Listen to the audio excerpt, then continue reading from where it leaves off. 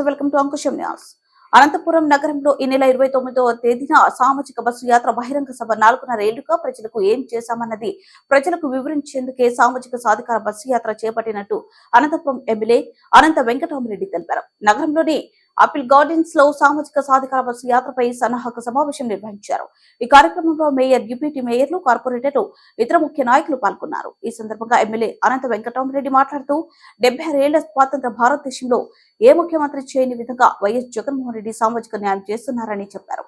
SC, ST, BC, మైనార్టీలకు రాజకీయంగా, సామాజికంగా అండగా నిలుస్తున్నారని తెలిపారు. ఈ నెల 29వ తేదీన అనంతపురంలో బస్సు యాత్ర కొనసాగుతుందని, పార్టీ శ్రేణులంతా సమిష్టిగా ఈ కార్యక్రమాన్ని విజయవంతం చేయాలని కోరారు. ముందుగా 29వ తేదీన సాయంత్రం 3 గంటలకు జెడ్పీ కార్యాలయం సమీపంలోని డాక్టర్ బిఆర్ అంబేద్కర్ విగ్రహం వద్ద నుంచి పాతూరు వరకు ర్యాలీ కొనసాగుతుందన్నారు. సాయంత్రం 3:30 గాంధీ విగ్రహం వద్ద బహిరంగ సభ ఉంటుందని చెప్పారు. ఈ సామాజిక సాధికార బస్సు యాత్ర రానున్న ఎన్నికలకు జయయాత్ర కావాలన్నారు. రాజకీయంగా మనల్ని విభేదించే ప్రతిపక్షాలు సైతం దీన్ని అంగీకరించే పరిస్థితి ఉందని చెప్పారు. ప్రభుత్వం ఇంత చేస్తుంటే చంద్రబాబు, ప్రతిపక్ష పార్టీల ఓ వర్గం మీడియా మాత్రం ఓ పథకం ప్రకారం దుష్ప్రచారం సాగిస్తున్నారని విమర్శించారు. అందుకే వీటిని తిప్పికొట్టాల్సిన అవసరం ఉందని ఎమ్మెల్యే అన్నారు. ఈ నెల 29వ తేదీ ఈ అనంతపురం జిల్లా కేంద్రంలో సామాజిక సాధికారిక బస్సు యాత్ర బహిరంగ సభ అనేది కూడా వైఎస్ఆర్ కాంగ్రెస్ పార్టీ ఆధ్వర్యంలో పాత ఊరు పార్కు దగ్గర మహాత్మా గాంధీ గారి స్టాచ్యూ దగ్గర ఏర్పాటు చేయబడింది.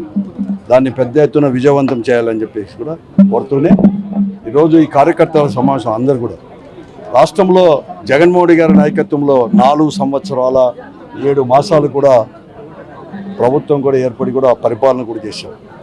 ఒక సంక్షేమ విప్లవాన్ని తీసుకొచ్చేదే కాకుండా ఎప్పుడూ ఎక్కడా చేయని విధంగా కూడా ఈరోజు ఒక సంక్షేమానికే డైరెక్ట్గా కానీ ఇండైరెక్ట్గా కానీ 4,69 కోట్ల రూపాయలు ఏమాత్రం అవినీతికి అనేది ఆస్కారం లేకుండా అర్హతే ప్రామాణికంగా తీసుకుని పడుతుంది.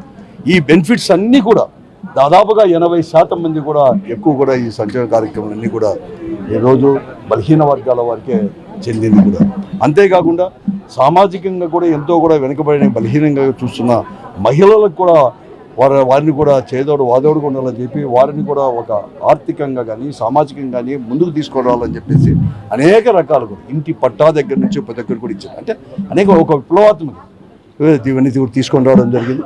ఇవన్నీ కూడా విశదీకరించేది కాకుండా ఈరోజు పదవుల్లో కావచ్చు, మంత్రివర్గ కూర్పుల దగ్గర నుంచి కార్పొరేషన్లు నియమించి కార్పొరేషన్ల యొక్క నామినేట్ చేసిన పదవులు కావచ్చు, అలాగే మహిళలకి అందరికీ చూసినటువంటి కూడా ఎవరు ఎక్కడ కానీ 76 సంవత్సరాల స్వాతంత్రం వచ్చేసుకుని జైల్లో ఏ ముఖ్యమంత్రి కానీ ఈవెన్ భారతదేశ ఏ ప్రధాని కానీ ఆలోచన చేయే విధంగా రేపు భవిష్యత్తులో కూడా కేంద్ర ప్రభుత్వం కూడా ఈ జరుగుతున్న రాజకీయ పరిణామాలని జగన్మోహన్ రెడ్డి గారి నాయకత్వంలో ప్రభుత్వం కానీ ఈ పార్టీ తీసుకుంటున్న రాజకీయ పరిణామాలని కూడా గమనించి అక్కడ కూడా తీసుకునే పరిస్థితిని కల్పించిన వాడు జగన్మోహన్ రెడ్డి గారు.